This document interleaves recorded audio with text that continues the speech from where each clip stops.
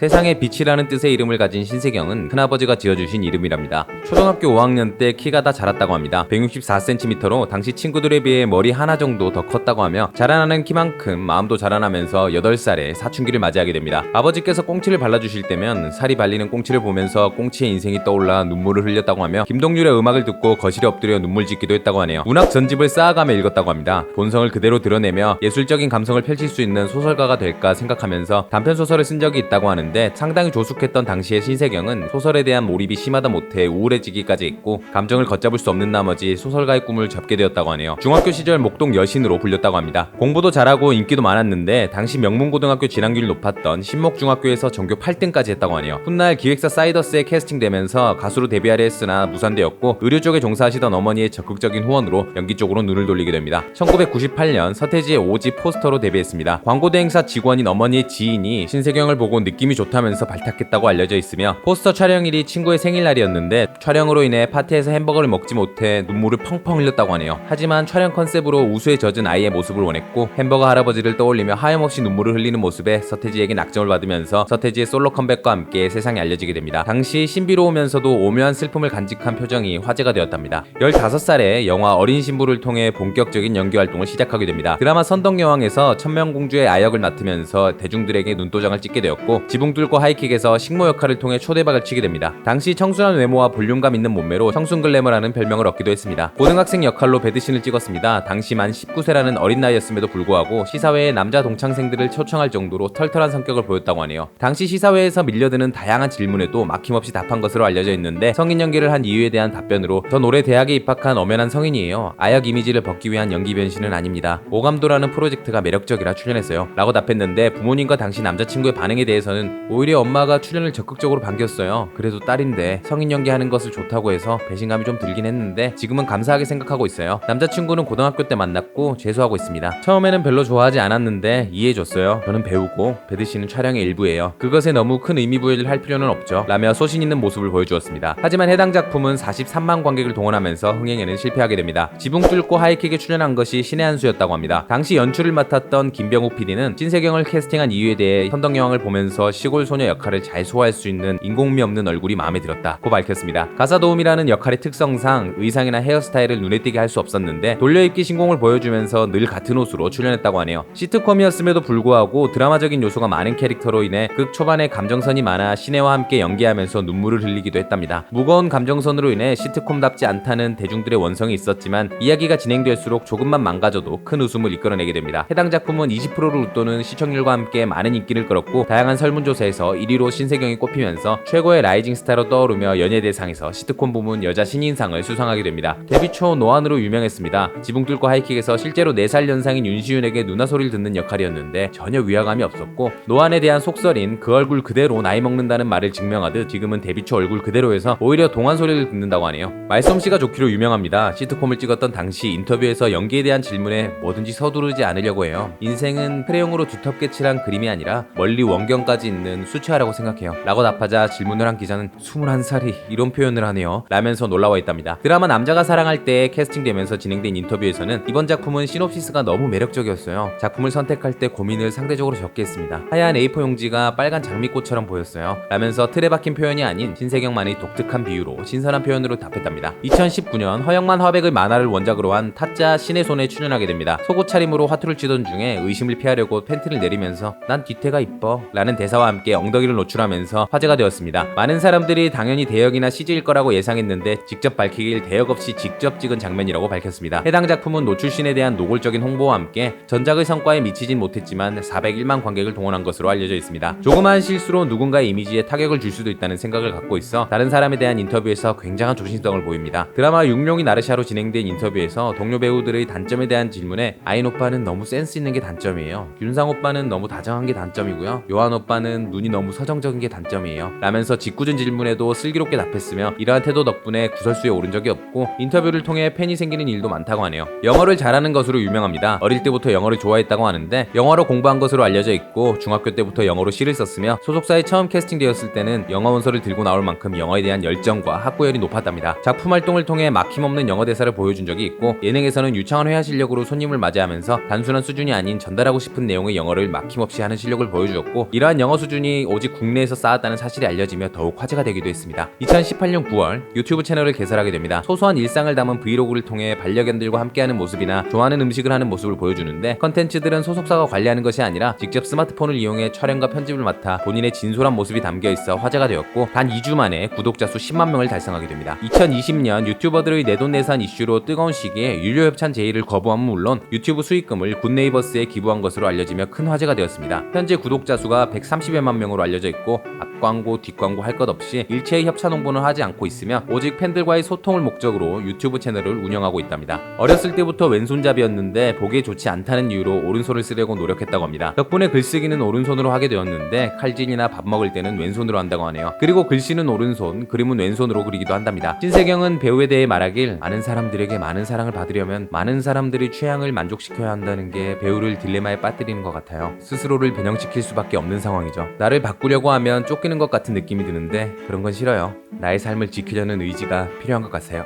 오늘의 영상은 여기까지. 우리가 알던 인물의 재발견, 그리고 새로운 인물을 발견하고 싶으신 분들은 캐릭커버리를 구독해주세요. 시청해주셔서 세상 감사합니다.